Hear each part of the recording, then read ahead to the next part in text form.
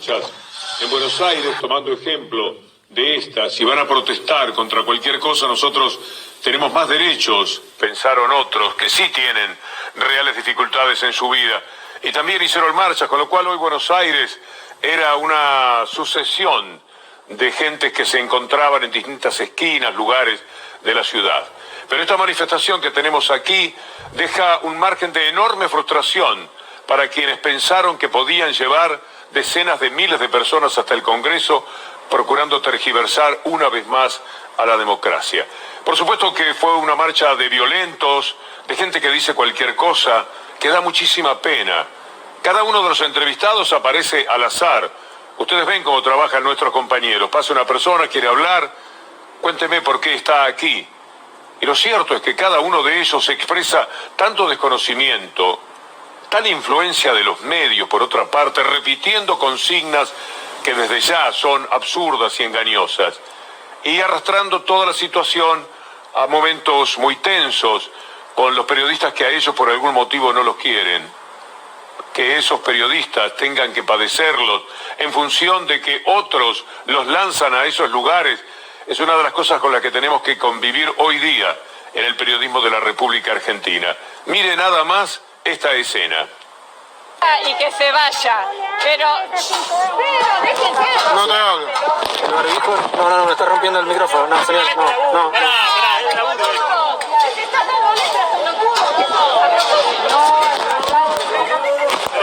Estamos hablando con la señora.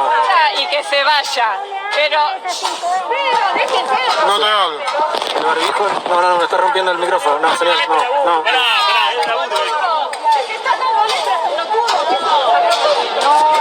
Están los locos que dan manija desde los medios de comunicación, y ya no solamente los dueños de los medios. La verdad es que los periodistas estamos transitando por una etapa de tanta aceptación del lacayismo que ya da vergüenza ajena, porque no se puede vivir de esta manera, fomentando este tipo de comportamientos, que la anticuarentena, que la reforma social, y en lo más alto de esa base de la pirámide, en la cúspide, nos encontramos con gente que es capaz de estos comportamientos. Mire lo que es este hombre.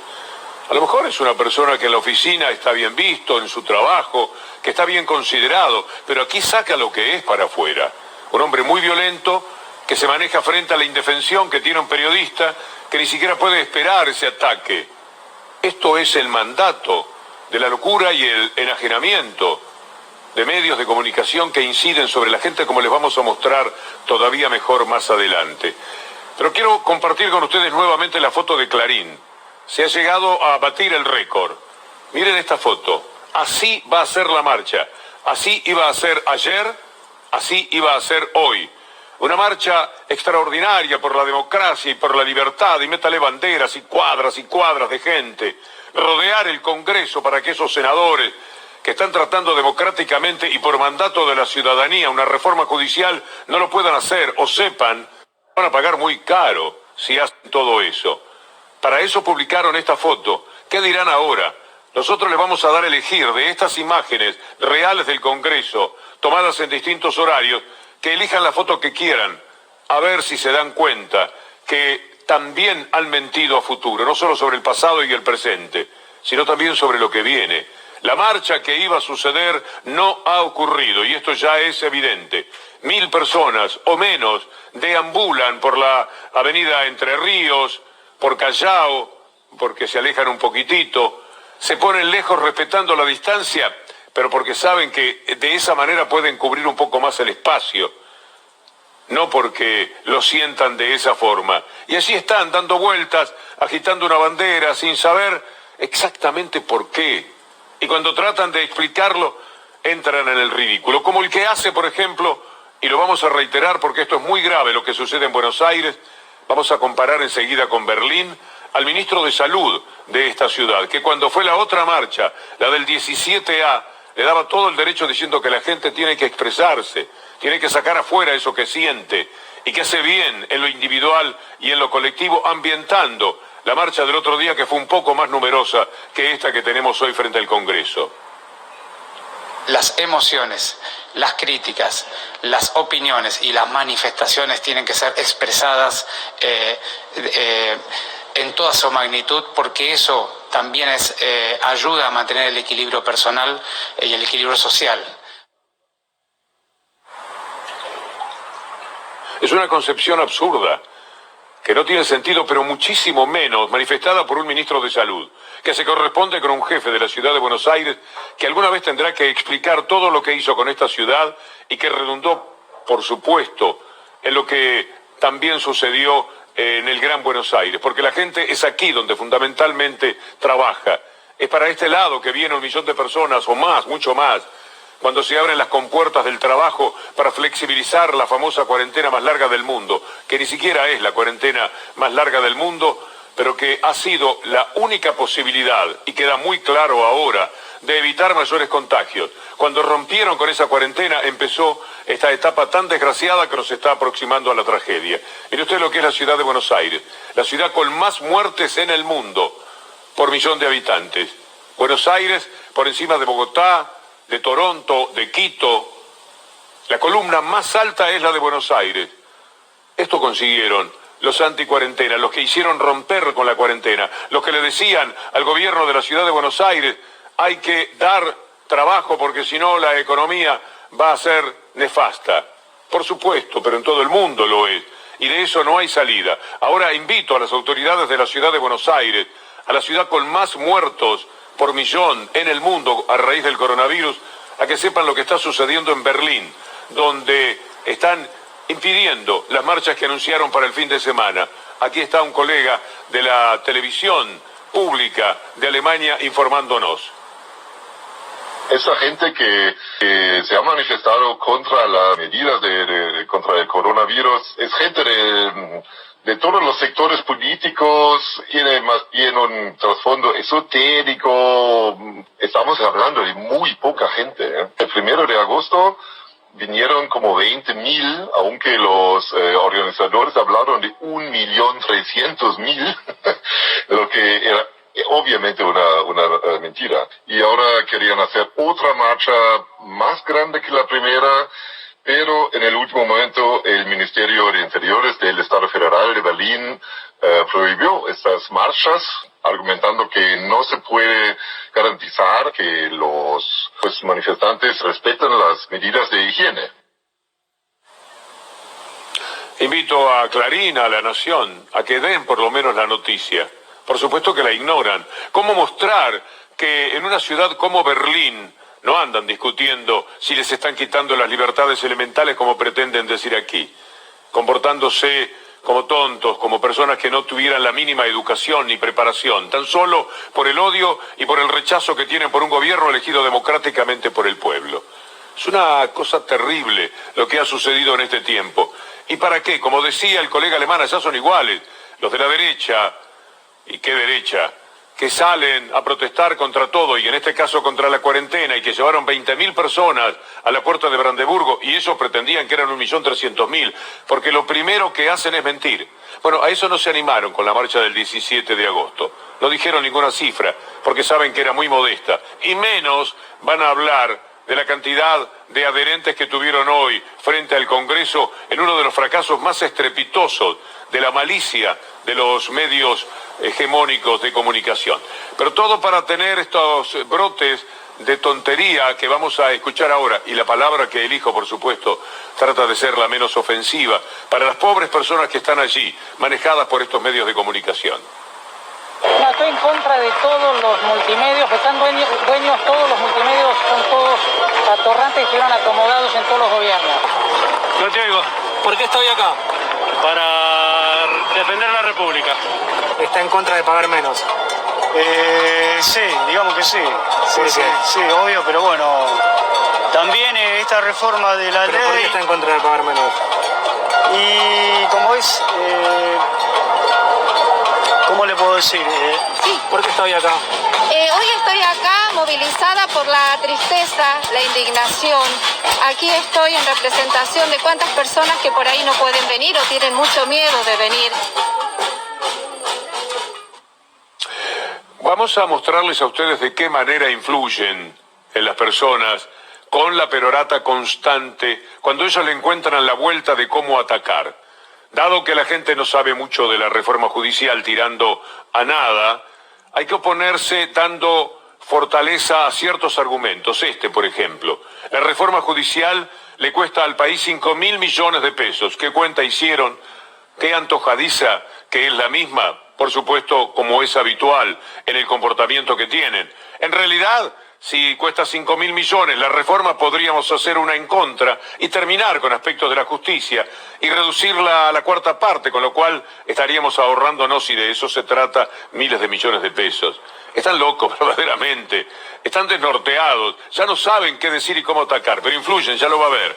Vea ahora lo de las tarifas. Advierten, ¿se acuerda que le mostramos esto en el diario Clarín? Advierten que así no va a haber inversiones.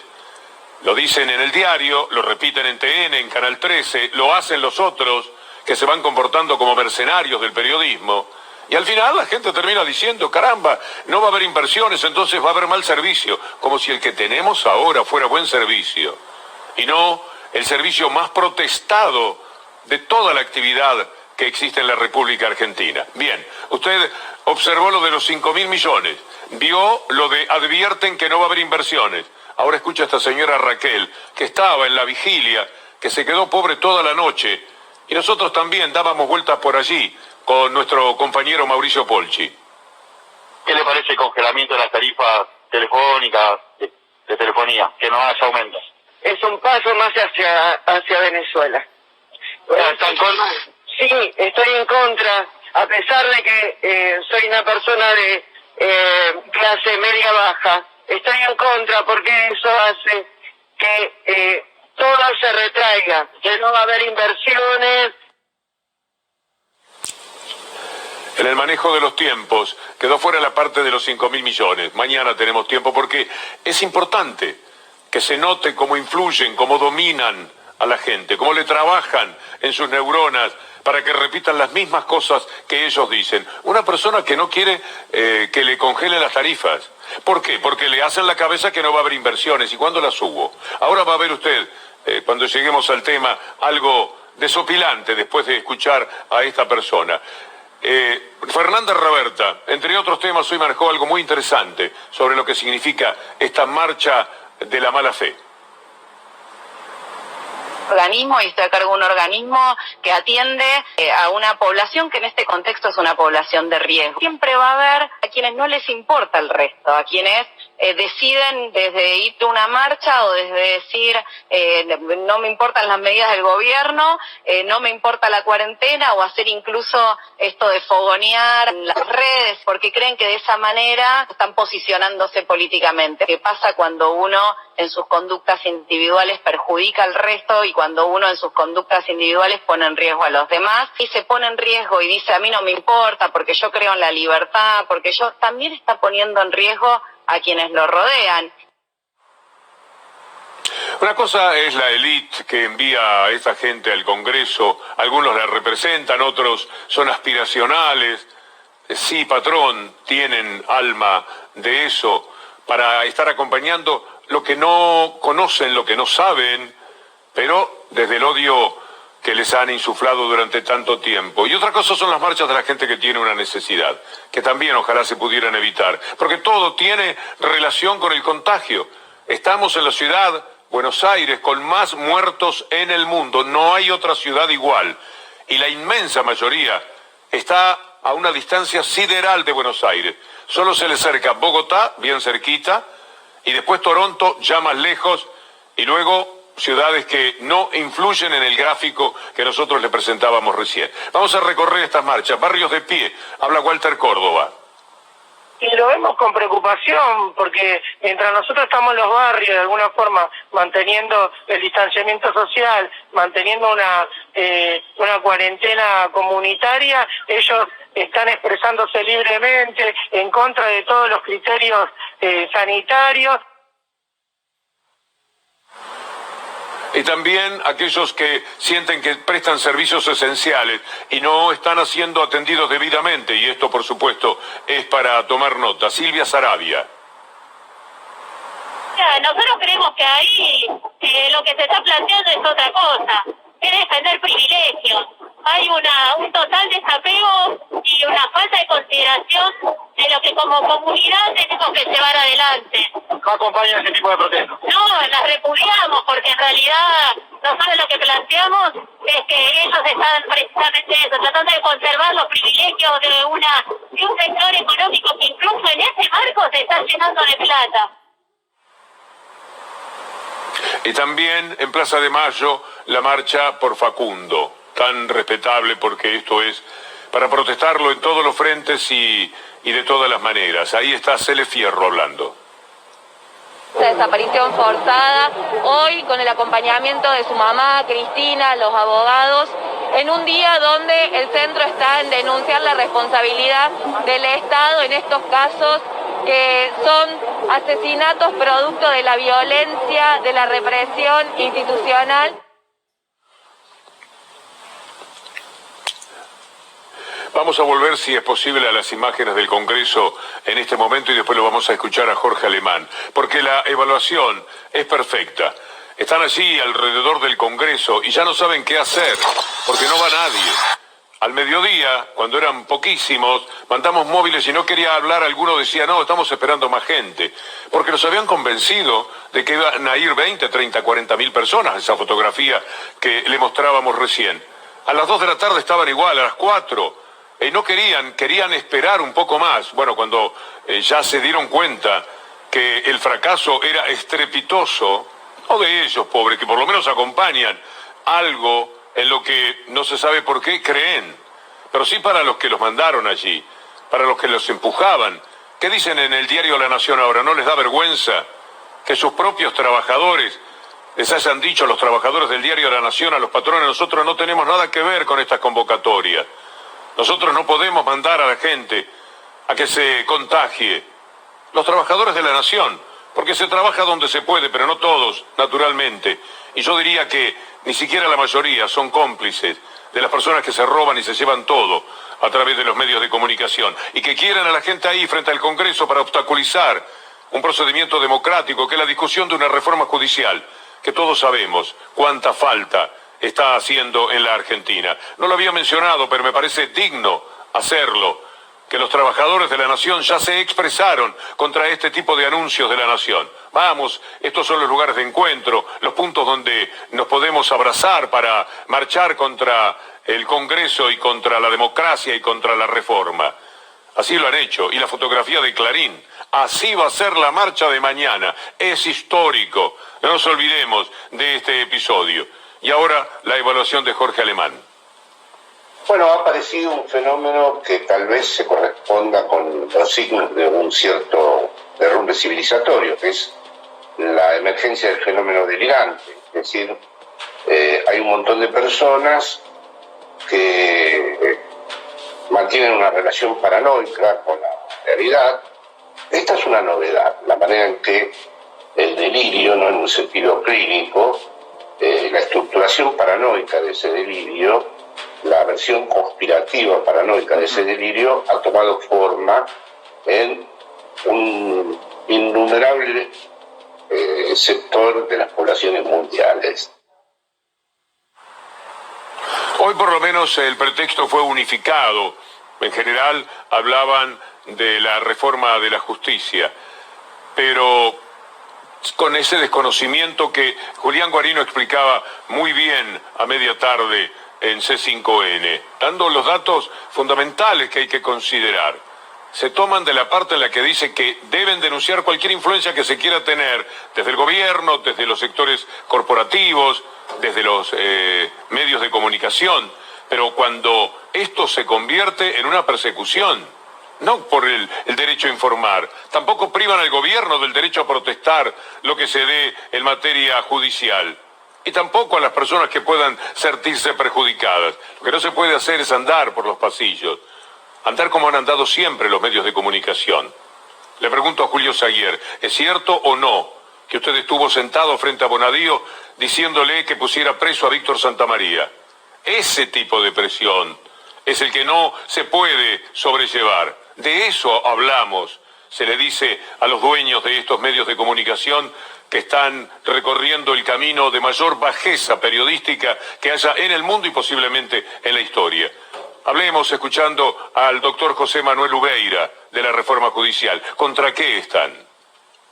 Hay un clima que excede de alguna manera el tema de la marcha, que es la manifestación individual de las tapas de los diarios. Creo que la justicia está en un punto muy complicado y la prueba de ello la tenemos en el Parasalto versus Bruglia. Aparentemente no confían en la Cámara. Esta marcha con respecto al tema de la justicia es una excusa para que, diciendo que lo que se pretende es encubrir a la chorra, como les gusta decir a ellos, lo que están tratando es de mantener el statu quo que nos protege a eso. ¿Puede ser aprobable una justicia en la que están funcionando completamente fuera de lugar, pero haciendo un inmenso daño dos jueces, sus nombres son Bruglia y Bertuzzi, que están en un lugar como verdaderos ocupas, puestos a dedo, y que ahora per saltum tratan de ir a reprochar ante el aporte de la propia Corte Suprema de Justicia? ¿Se puede aceptar una justicia de dos hombres que, sin pasar por los concursos necesarios y por el Senado, puestos por un presidente directamente para actuar políticamente, pretendan quedarse allí? ¿O será bueno que esto sea revisado por el Senado de la Nación? Esto es lo que quieren impedir. Los jueces les dijeron que no, y entonces vamos a ver si hay algún guiño en la Corte Suprema de Justicia para que digan que podemos seguir nosotros. Bueno sería que la Corte Suprema ahora diga que estos jueces deben estar donde estuvieron hasta este momento, pasando por encima del otro poder, del poder legislativo, que es el que tenía que darles el pase para que actuaran como jueces en un sitio donde nunca debieron estar. Puede suceder cualquier cosa en la Corte Suprema de Justicia, pero a tanto me parece que no se van a animar. Jorge Aguat habla de Bruglia y Bertuzzi. Y hay que someterse, porque de eso se trata cuando hablamos de los últimos años, cuando hablamos de un poder judicial que empezó que se desprestigia día a día. Esa es la causa del desprestigio. Los propios jueces que no admiten someterse a la propia estructura jurídica. ¿Qué le queda al conjunto de la sociedad? Bueno, la mejor demostración creo que es buscándola en las propias tiendas de ellos. Allí donde han dicho hasta el cansancio que la reforma judicial es para favorecer la impunidad de Cristina Fernández de Kirchner. Pero se encontraron con que Cristina Fernández algo dijo que no estaba en línea con que esto sea una reforma total de la justicia. Es un avance, pero no una reforma. Y cuando lo dijo, empezaron a especular con que en realidad la reforma judicial la tiene enojada a Cristina porque no le asegura la impunidad. ¿Usted lo puede creer? Vamos a presentar esta edición que documenta lo que intentamos decirle. Para vos la Desapareció el Estado de Derecho. Es la búsqueda de impunidad. Sí, es mucho peor que eso. ¿Qué sería mucho peor que eso? Que no hay derecho, porque si romper el contrato social. Pero claro, en la Argentina se pelea por una reforma judicial que es inviable, que no le importa a nadie, que lo único que busca es el beneficio del poder que la quiere imponer al otro. redobla la apuesta. ¿Qué es redoblar la apuesta para Cristina Kirchner? Tener la reforma judicial, dijo, me hicieron esto, yo voy a ir por todo.